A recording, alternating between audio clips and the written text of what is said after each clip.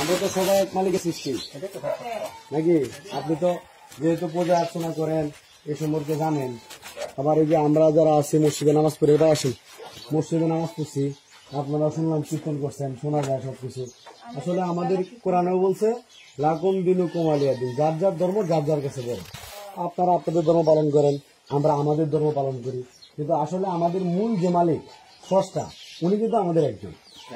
আপনাকে আমাকে এক মালিকে পাঠাচ্ছে। আজকে হইতে পারে আপনি মন্দিরে, আমি মসজিদে, কিন্তু আমাদের হাত পা কিন্তু একই রকম নাকি? আমার মা বোন যেরকম আপনাদের মা বোন তো এরকম। আপনারও দুইটা হাত দুইটা পা, আমারও দুইটা হাত দুইটা পা। আপনার দেহ কাটলে লাল রক্ত বের হবে, আমারও বের হবে। এখন মনে করেন আমাদের মসজিদের ইমাম সাহেব অসুস্থ, রক্ত লাগবে। আপনার যদি রক্তের সাথে মিল করে আপনার রক্ত দিলে লাগবে না? আবার যদি আপনার রক্ত লাগে, হিন্দু ভাইদের রক্ত লাগে, এলাকায় খ্রিস্টানের রক্ত লাগে, যদি মুসলমান ইমাম সাহেব রক্ত দেয়, এটা মেনটেন হবে না? তাহলে দেখেন এই যে আমাদের যে মালিক কেমন যে এক মালিক, আমাদের রক্ত তো সবার লাল। তার মানে আপনাকেও যে মালিক বানাইছে আমাকে সেই মালিক বানাইছে। এই যে সূর্য উঠতেছে এখন, এই সূর্যের আলো মন্দিরেও আসতেছে, মসজিদেও আসতেছে, সবাই আমরা বুক করতেছি। এই যে গাছ থেকে অক্সিজেন আসতেছে, এটা আমরাও নিঃশ্বাস নিতেছি, আপনারাও নিঃশ্বাস নিতেছে। আবার কোন একটা কষ্ট পেলে আমরাও কাঁদি, আপনারাও কাঁদেন। বাস্তবতা এটা না? সুখে আপনিও হাসেন, আমিও হাসি। তার মানে বুঝা গেল আমাদের মূলত মালিক এক জায়গা। এবং আমাদের কোরআনে বলতেছে কুল হু আল্লাহু আহাদ, আল্লাহ একক। আবার আপনি তো ব্রাহ্মণ মানুষ সম্ভবত নাকি? এমনি পূজা করেন। আচ্ছা, এটা পুরোহিত মানুষ। আপনাদের যে কট উপনিষদের একটা শাখা, এর 2:11 নম্বর মঞ্চের মধ্যে বলতেছে একং ব্রহ্মা দ্বিতীয় নাস্তি নাস্তি কিঞ্চন, অর্থাৎ মালিক একজন, দ্বিতীয় কোনো মালিক নাই, কিঞ্চিত পরিমাণ নাই। কোরআনে বলছে কয়জন? একজন। উপনিষদে বলছে কয়জন? একজন। আসেন প্রধান ধর্মগ্রন্থ বেদ, হিন্দুত্ব প্রধান ধর্মগ্রন্থ বেদ, বেদ 4টা, ঋগ্বেদ, সামবেদ, অথর্ববেদ, যজুর্বেদ। এই ঋগ্বেদের 6 নম্বর মন্ডলের 45 নম্বর সূক্ত 16 নম্বর মন্ত্রের মধ্যে বলতেছে য এক ইত্য মুষ্টিহি কৃষ্টিনাং বিচস্বামী, যে যিনি সর্বদর্শী, যিনি সব দেখতেছেন, যিনি বর্ষণশীল, যিনি বৃষ্টি দেয়, তিনি এক। বেদের মধ্যে বলছে কয়জন?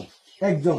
আবার আপনাদের গীতার 7 নম্বর অধ্যায়ের 20 নম্বর অনুচ্ছেদের মধ্যে বলতেছে যে নিজের বিচার বিবেক বুদ্ধি হারিয়েছে সেই উপদেবতার পূজা করে। তার মানে বোঝা গেল এখানেও বলছে কয়জন? একজন। কোরআনে বলছে কয়জন দাদা? একজন। উপনিষদে বলছে কয়জন? একজন। বেদে বলছে কয়জন? একজন। গীতায় বলছে কয়জন? একজন। সব জায়গায় বলতেছে একজন। আপনার আমার বিবেকও কিন্তু বলতেছে মালিক কয়জন? একজন। এখন আমরা যারা মুসলমান, আমরা এক আল্লাহর উপাসনা মসজিদে করছি, যেহেতু আমাদের কোরআনে বলা, আমরা এখানে ধনী গরিব সব মুসলমান মিলা এক আল্লাহর উপাসনা করছি। এখন দেখা যায় আপনি একজন হিন্দু মানুষ, সে ধর্মে বলা একজন মালিক, সে গেল দুর্গা পূজা করার জন্য। দুর্গার সামনে যখন মাথা নত করলো, সাথে অসুরের সামনে মাথাটা নত হইল, হয়ে গেল 2 জন। অসুরের পায়ের নিচে থাকে একটা মহিষ, হয়ে গেল 3 জন। আবার দুর্গার সাথে বাহন থেকে তো সিংহ নাকি? না বলতেছে বললেন দুর্গার থেকে বাহন থেকে সিংহ, হয়ে গেল 4 জন। আবার এদিক দিয়ে তার 4টা সন্তান, লক্ষ্মী, সরস্বতী, কার্তিক, গণেশ, 8 জন। দেখবেন লক্ষ্মীর সাথে একটা পেঁচা, সরস্বতীর সাথে একটা হাঁস, আবার কার্তিকের সাথে ময়ূর, গণেশের সাথে ইঁদুর। আর ওই দিক দিয়ে হলো 4 জন, মোট হলো 12 জন। আর গণেশের সাথে থাকে কলা গাছ, হইলো কয়জন? 13 জন। একজন দুর্গা পূজারী একত্ববাদের কথা সে বলতেছে, তার ধর্ম বলতেছে একজন মালিক, কিন্তু দুর্গা পূজা করতেছে 13 জনের। আসেন এখন ইসকনের ভাইয়ারা, নতুন যারা আপনারা মনে ইসকনের সাথে সংশ্লিষ্ট, ইসকনের এব্রিভিয়েশনটা কি? ইন্টারন্যাশনাল কৃষ্ণ ভাবনামিত সংঘ। আন্তর্জাতিকভাবে আপনারা কৃষ্ণকে ভগবান মানেন, এই তো বিষয়টা। এবং বর্তমান সময়ে বা অনেক শিক্ষিত হিন্দুরাও আছে যারা বলতেছে যে আমরা অন্যান্য দেবদেবীর পূজা করি না, আমরা শুধু কৃষ্ণকে মানি। যেমন আজকে যে আপনারা কীর্তন করছেন, এটাকে তো হরিনাম মহাসংকীর্তন বলে। আপনারা অষ্টপ্রহর কীর্তন করেন, 16 নাম 32 অক্ষর। এর মূল মন্ত্রটা কি? হরে কৃষ্ণ কৃষ্ণ কৃষ্ণ হরে হরে, হরে রাম রাম রাম হরে হরে। এই তো বিষয়টা আপনাদের। আচ্ছা, এখন দাদা আপনাদের তো মালিক একজন, তাহলে হরে শব্দের অর্থ তো রাধা নাকি? এই দিক দিয়ে আসেন। কৃষ্ণ হলো দেবকী বসুদেবের ছেলে, দাদা কয়জন হইলো? 2 জন। রাম হলো অযোধ্যার দশরথের বড় ছেলে, কয়জন হইলো? 3 জন। আপনার গলার মধ্যে তুলসীর মালা আছে, কয়জন হইলো? 4 জন। এদিকে দেখেন এই যে পঞ্চতন্ত্র, এখানে 5 জন কিন্তু একসাথে থাকে কৃষ্ণের সাথে। তাহলে এদিকে যদি হয়ে যায় আরো 5 জন, কয়জন হইলো? 8 জন। আবার আপনাদের স্কুলের মূল পূজা জগন্নাথের পূজা, তাহলে কয়জন হইলো? 9 জন। বলছিলেন কিন্তু মালিক একজন, মানতেছেন কয়জন রে? 9 জন রে। আবার গীতার মধ্যে অধ্যায় আছে 18টা দাদা। এই 18টা অধ্যায়ের কোন জায়গার মধ্যে হরে কৃষ্ণ কৃষ্ণ কৃষ্ণ হরে হরে, হরে রাম রাম রাম হরে হরে এই মন্ত্র দেখানো সম্ভব? গীতার 18 অধ্যায়ে কোন জায়গার মধ্যে তাদের মন্ত্রটা লেখা আছে? কোন জায়গায় কিন্তু লেখা নেই। তার মানে বোঝা গেল এটা একটা ভুল পথ। সঠিক পথটা কি, এটা বেদের মধ্যে বলে দিছে। অথর্ববেদে শাকল পরিষদে বলতেছে হুতারমিন্দ্রু মহাসুরিন্দ্রবু অল্লে জ্যেষ্ঠং শ্রেষ্ঠং পরমং পুণ্যং ব্রহ্মণং অল্লাম অল্লু রাসুল মোহাম্মদ রকং বরস্য অল্লু অল্লাম আদল্লাং বুকমেকং আল্লাহ বুকং বিখ্যাতকম।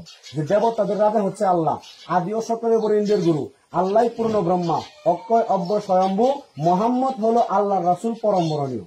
আবার ৭৭ উপনিষদের ৬ নম্বর অধ্যায়ের ৯ নম্বর অনুচ্ছেদে বলতেছে, যিনি সৃষ্টিকর্তা হবেন, যিনি আমার মালিক, যিনি ভগবান, তিনি কখনো জন্মগ্রহণ করবেন না, তিনি কখনো মৃত্যুবরণ করবেন না, তিনি খাবার খাবে না, তিনি স্ত্রী সহবাস করবে না, এই তো বিষয়টা, তিনি ঘুমাবে না।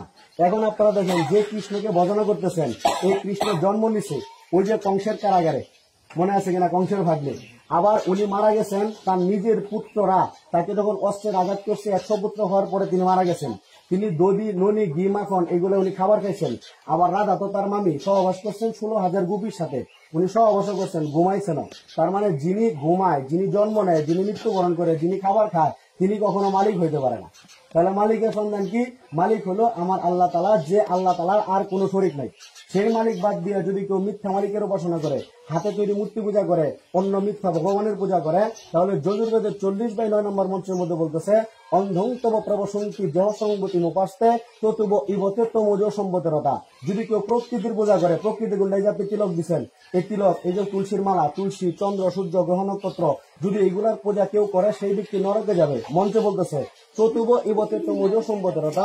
আর যদি কেউ মূর্তি পূজা করে, সেই ব্যক্তি আরো নরকে প্রবেশ করবে। এটা বেদের মধ্যে বলে দিচ্ছে। তাহলে প্রশ্ন হুজুর কি করা? আমাদের কোরআনে আল্লাহ তাআলা বলতেছে যে তোমরা আল্লাহকে বাদ দিয়া এই যে মিথ্যা মালিকের উপাসনা করো, এরা সবাই মিলে তো একটা মাছি বানাইতে পারবে না। মাছি বানানো দূরের কথা, আপনারা যে প্রসাদ দেন, এই প্রসাদ অনেক সময় মাছি নিয়ে যায়, এই মূর্তি কোনোদিন ফিরাইতেও পারে না। আল্লাহ বলতেছে কত দুর্বল এই পূজ্য আর কত দুর্বল এই পূজারীরা। তাহলে এই মিথ্যা মালিক বাদ দিয়ে উপাসনা করতে হবে একমাত্র আল্লাহ তাআলা, যে আল্লাহ তাআলা ডাক দিয়ে বলতেছে ইয়া আইয়ুহান নাস ওয়া'বুদু রাব্বাকুম আল্লাযী খালাকাকুম। হে মানুষ, তোমরা তোমাদের মালিকের উপাসনা করো, যে মালিক তোমাদেরকে সৃষ্টি করেছেন। আর সেই মালিক বলতেছে ইন্নাদ দীনা ইনদাল্লাহিল ইসলাম, আল্লাহর নিকট একমাত্র মনোনীত ধর্ম হল ইসলাম। আপনাদের ধর্ম পালন করেন, আমাদের ধর্ম আমরা পালন করি, কিন্তু আমাদের তো সবার মৃত্যু হবে। মৃত্যুর পরে আপনার সাথে কেউ যাবে না। এই যুবক ভাই আপনার সাথে যাবে না, আপনি যুবকের সাথে যাবেন না, এই কোনো মা বোন যারা আছে কেউ কারোর সাথে যাবে না। মৃত্যুর পরে যে মালিক আপনাকে আমাকে বানাইছে, ওই মালিকের কাছে যেহেতু গ্রহণযোগ্য ধর্ম ইসলাম, সুতরাং আমরা মুসলমানদের পক্ষ থেকে আপনাদেরকে দাওয়াত দিচ্ছি যে ইসলামে একমাত্র সত্য আল্লাহ তাআলাই মালিক, হযরত মুহাম্মদ সাল্লাল্লাহু আলাইহি ওয়াসাল্লাম আপনাদেরও নবী। এটা মানার জন্য আপনাদের সবার দাওয়াত রইল লা ইলাহা ইল্লাল্লাহু মুহাম্মাদুর রাসূলুল্লাহ। এটা হলো মুক্তির মূল মন্ত্র, হরে কৃষ্ণ নয়। সুতরাং আপনাদের সবাইকে মুসলমানের পক্ষ থেকে দাওয়াত রইল, চিন্তা করবেন। হ্যাঁ, ঠিক আছে।